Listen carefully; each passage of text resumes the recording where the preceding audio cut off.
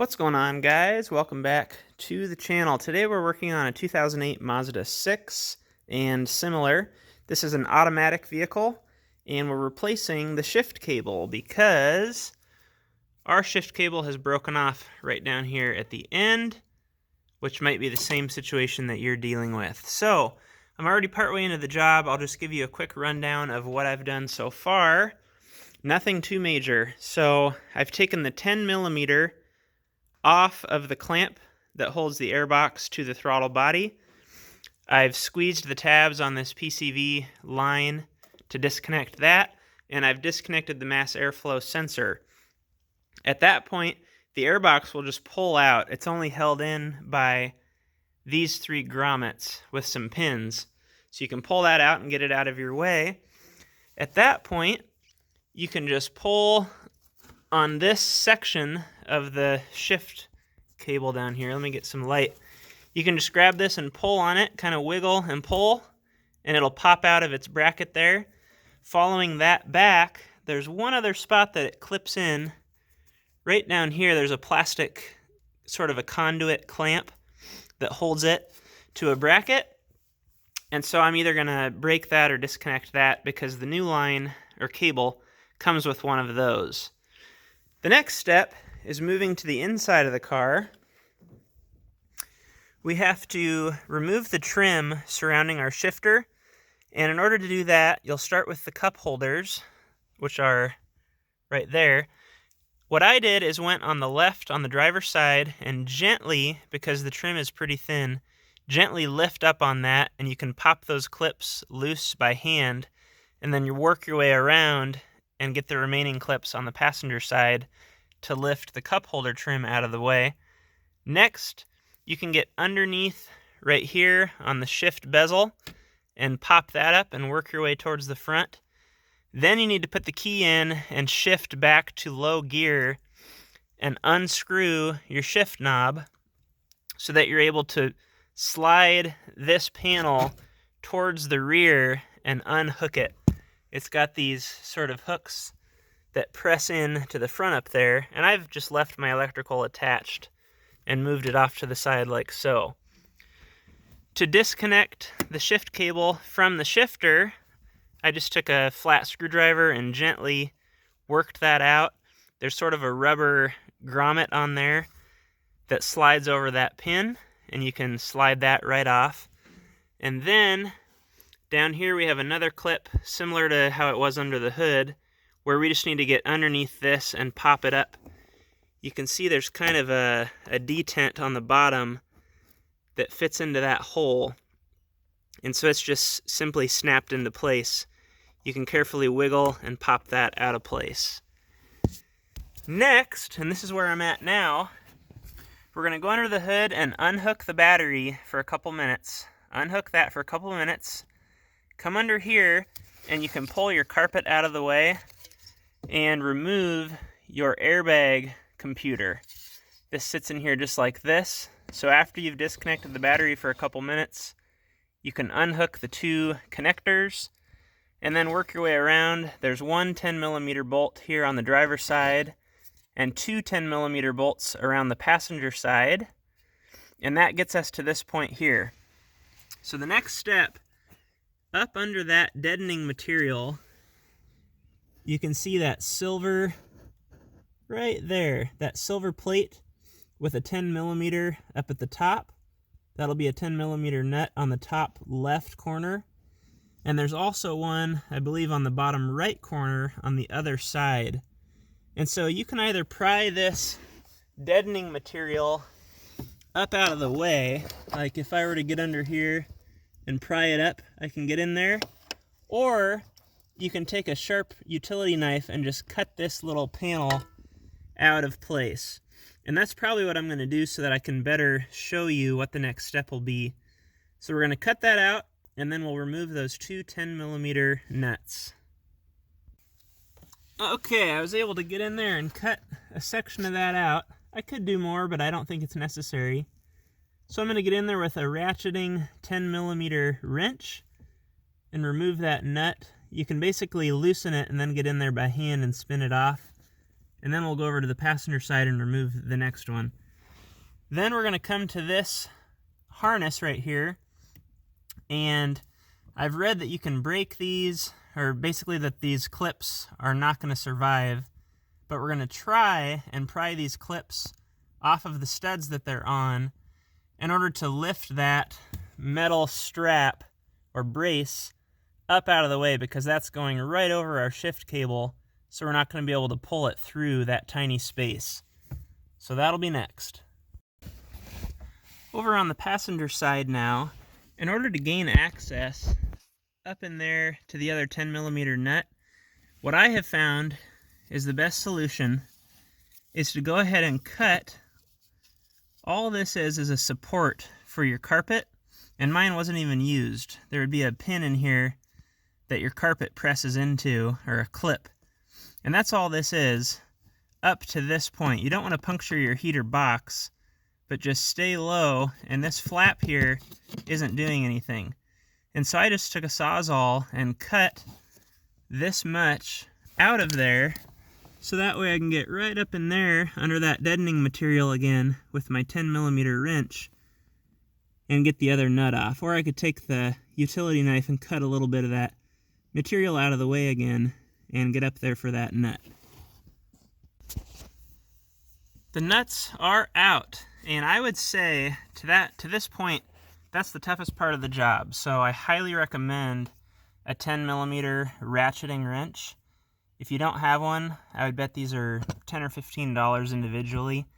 I highly recommend it, especially for that driver side.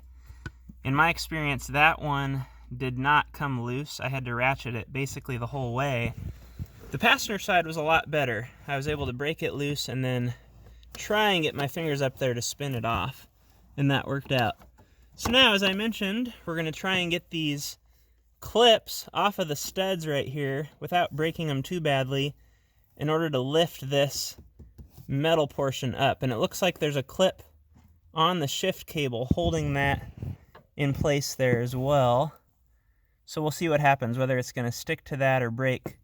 But we definitely want to disconnect that clip from the metal crossbar here. So we'll see what happens. I'll let you know if I figure out any tips while I'm in the process. Not too bad. We're back over on the driver's side now. All I had to do there is take my clip tool, get underneath it, pry a little bit, and twist, and those both popped off. And it appears that that black clip attached to the cross piece here is not something we're going to be dealing with. So that's good news. What we're going to do now, I'm actually going to go under the hood and just take a look around, make sure that I have the route memorized that the cable's going to go, because once I've pulled it out, I'm not going to be able to remember. So we still need to get to that black conduit clip in there and disconnect it or break it or whatever. We do have a new one on the new cable, so we'll get that off of there. It's hard to give you a good view of it, but it's right there. And then it looks like it just kind of runs underneath that heater hose all the way and straight down. So nothing too complicated. We'll get that off, and I'll go back in the car and we should be able to pull it through. I can see on the bottom of this clip, I don't know if I'll be able to show you guys. Can't get quite the right angle, but there are tabs where all I need to do is squeeze those tabs with the pliers. Yeah, I can't get an angle on it. But what I'm going to do is take my needle nose pliers and we'll get in there and just squeeze those from the bottom, and that should release the clip. I'm thinking my long reach needle nose pliers is going to work better.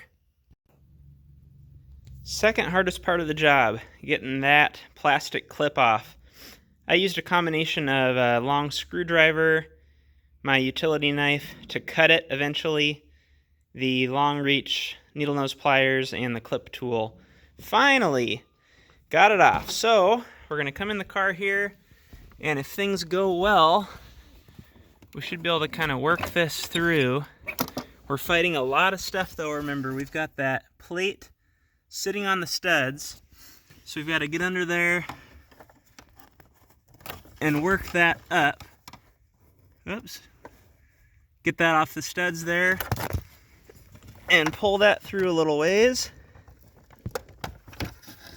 And we'll just keep working our way until the cable's all the way out. Okay, the cable's out. The hardest part for me, removing the cable, of course you just gotta fiddle back and forth, whether you've got your right hand up and over this way or your left hand underneath, helping it come through the firewall. The hardest part for me was as soon as I got to the very end, this hung up on the firewall because of the angle that it has to get through there. It was pretty tough. What I ended up doing, I actually went underneath the car, I pushed the cable in as far as I could, and then I went at the sharpest angle possible and just shoved it up against the deadening material, but just enough to get over the edge of the firewall. And then I was able to easily come back inside and pull it through. So that was the best thing that I found, was to go from the outside at the very end portion here and push it into the car and then come around and pull it the rest of the way. So we're going to go ahead and compare with our replacement just to make sure it's correct. Everything's there that we need, and we'll start pushing it back through. Taking a look here, everything seems to be identical as far as I can tell. This is a little bit of a hard to find cable. My understanding is that they discontinued it from the dealer, and so the only place I was able to find it was on eBay. The part number is GN3B-46-500. I would exclude this letter. You can put an A, B, or a C, and my understanding is that those are all the same cable. I believe my diagram showed an A. I've got a C here, and it was across to the same cable. So in the same way that I went underneath the car for that last section of cable, that's now the first section of cable. So I've pushed enough slack through that I can go under the car and pull that little section through at the very end. I'll go under the car and show you what that looks like. Under the car now, I'm just left or to the passenger side of this brace. And if you look up there, it's a little hard to see right now, but that is what we're dealing with. So all I need to do is grab onto this and just kind of help it make that turn.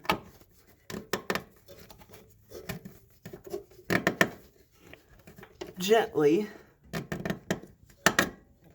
Don't want to put too much force on it, but there you go. Just enough to get that clip past the firewall. And now we can go back into the car and continue feeding it through.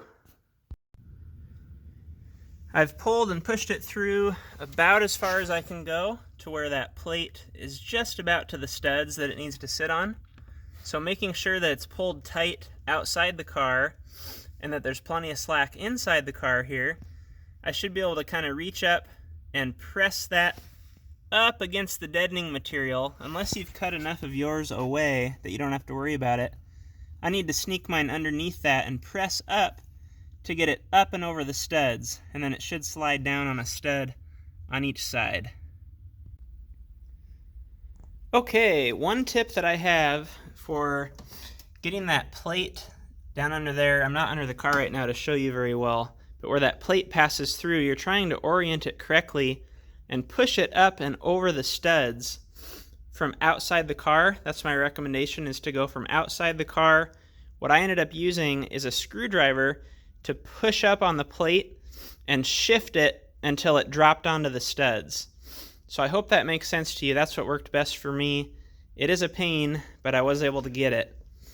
Then I fed the cable the rest of the way down to where it goes.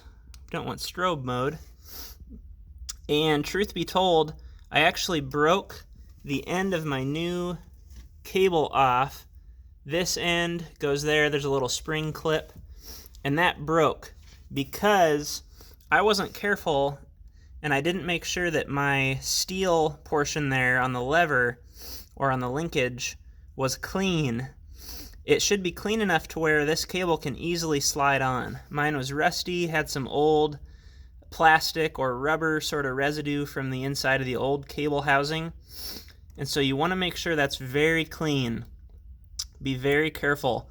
So what I'm doing, because mine broke, is I ended up cleaning the shaft up a little bit better, getting it on there, and then I used an E-clip in the slot to hold the cable in place, and that's what I'm going to go with. I'm going to shift it probably 50 times while it's sitting here and just monitor things and make sure it looks okay. But be very careful, make sure that you clean that very well and that the new cable slides on fairly easily, because if you need to force it on, something's wrong. So that's that. My next step is going to be to go back in the car, and we have to set the strip there up and over the cable. So just orient that so it's up and over your shift cable, and then we'll slide those nylon conduit clips back down onto the studs. Then we're ready to put our airbag computer back up in place and bolt it with the 3 10mm bolts that hold it down. I believe there's 3. I'm actually only seeing 2 at the moment, but I'll let you know on that. So we'll get that secured, and yes, there are 3. Then we'll plug it back in, and at that point we'll be safe to reconnect our battery and put our trim back in place so that we can shift the shifter a number of times. So once I get to that point, I'll show you how it looks. A couple things. So I've got the battery reconnected. The reason I say to do that before putting all this back together is 2 things. One thing, a separate issue that this car had is it would only start in neutral. You had to put it in neutral to start it. You could try wiggling it around in park, and it wouldn't do that. And occasionally, it would display the wrong gear up on the dash versus what you were in. So that's one thing that I want to mention, because you might be able to solve it by having this open, and I'll show you why. So what I did, I turned the key to on right when I got in, and when I was in park, it showed that I was in reverse up here on the dash. And so what that means is you're going to need to calibrate or readjust your connection here to match the vehicle. And so in order to do that, this white clip has to be slid back. And so you can unclip it and slide it forward like so. And then you can push this pink clip out from the back side. This will push out. I don't want to do it because mine is set correctly. But once that's pressed out, this end here will slide independently from the cable. And so you can actually put it in the gear that it says it's in up here. Because this is taking its information from the transmission, we want this to match what that's doing. So, for example, for me it said reverse, even though I was in park. So I loosened this or disengaged this pink clip. I moved it to reverse to match up here, and then I locked the pink clip back down and slid the white clip forward. That way when I went back to park, it was in park. And that took care of my secondary issue. I'm in park, and the car starts. So that solved 2 birds with 1 stone. Now, we're ready to go ahead and put our console back together. So what that's going to look like is we just need to pull this down. I'm going to turn the key on. Pull this down about as far as you can go into low gear. Line up your shifter here. It's got to come through that tiny little hole, and it's a little bit of a challenge, but eventually you'll get it lined up here. We're close. There it is. See that? And then this is going to slide forward and hook in the front first and press down in the back. So I'm kind of going to go back and forth from the shifter to the trim to get that engaged up front like so. And then we can push down in the back and lock that in. All we got to do then is thread our shift knob on.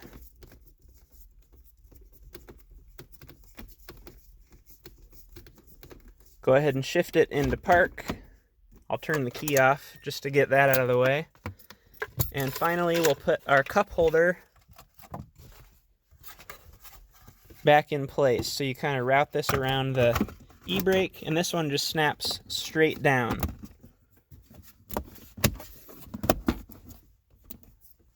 There you go. Under the hood, the only component that I took out of the way was the air box. So we can bring that around. And it's just got the 3 grommets down below, and then that intake pipe right there that it lines up with. We'll attach our hose here, and it should press down and snap into place. Then we've got our PCV hose to reattach, and our mass airflow sensor connector there. Tighten down the clamp, and we're all set. So that's it, guys. I'm going to go ahead and fire it up, and we'll shift through the gears a number of times. Starts in park, which is amazing. We've got reverse, neutral, drive, neutral, reverse, park. So I'm just going to do that a number of times here. You can do this with the car off as well. And then I simply want to go back out under the hood and just take a look at my connection there on the shift linkage. And you can get a pretty good visual of it right down here next to the radiator cap. It's a pretty good spot. Everything looks good. It's in place. No wear and tear. So we're good to go. Hopefully you found the video helpful. Thanks a lot for watching. If you have any questions, you can leave those in the comments down below. Otherwise, like and subscribe as always, and I'll see you on the next one.